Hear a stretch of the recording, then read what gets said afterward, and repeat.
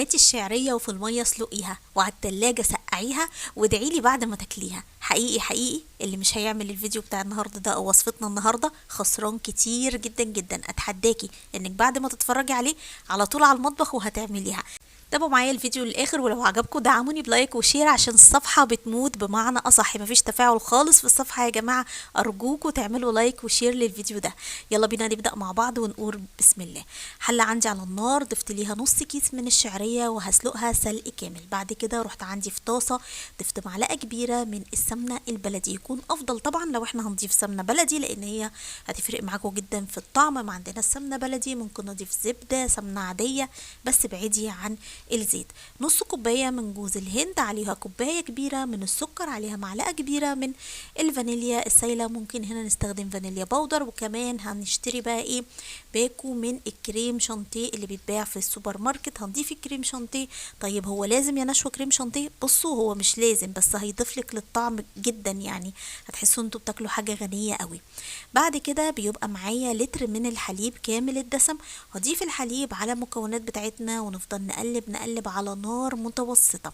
بعد ما اتأكد ان كل المكونات اللي معايا دابت وبقت معانا بالشكل دوت، في الوقت دوت هنجيب الشعرية على طول نرفعها من على النار ونصفيها كويس جدا وننزل بيها في الحليب اللي بالكريم شانتيه والجوز الهند بقى. والله بعد كده هنقلب تقلبتين، ووصفتنا لسه ما خلصتش، اصبروا بس عليا كده، احنا مش عاملين شعريه باللبن والله، عاملين حاجه تانية. هنقلب تقلبتين على نار هاديه خالص. وفي الوقت دوت انا ببقى محضره ايه، ببقى محضره كوبايه الا ربع من الحليب او الميه، يعني ممكن نستخدم حليب او ميه. مدوبه فيهم معلقتين كبار هرميين من النشا. اول لما هتنزلي بالنشا هنا هتقفلي النار خالص وتقلبي تقلبتين وترفعي الشعريه من على النار خالص، لانك لو سبتيها على النار هتتماسك مع بعض وهتمسك. انا مش عايزاها كده خالص، انا عايزاها تبقى سايله، مش عايزاها تبقى متماسكه.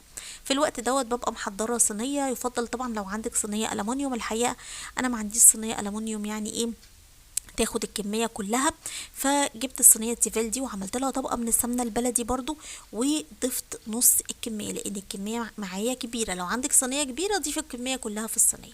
طيب في الوقت دوت الفرن بتاعنا بيبقى شغال على درجه حراره 200، بس قبل ما تدخل الفرن بنعمل لها من فوق الوش طبقه من السكر البودر. طيب بديل السكر البودر هنا القشطه علشان تاخد اللون الذهبي الحلو اللي انتوا شايفينه معايا ده.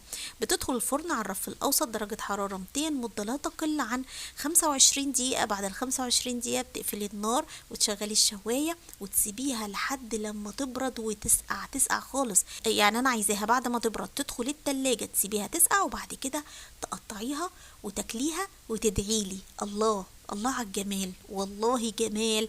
ما كلفتناش اي حاجه، حاجه بسيطه وجميله ولذيذه ومغذيه وكل حاجه. اتمنى منكم ان انتوا تدعموني بجد بجد، لان الصفحه فعلا بتقع.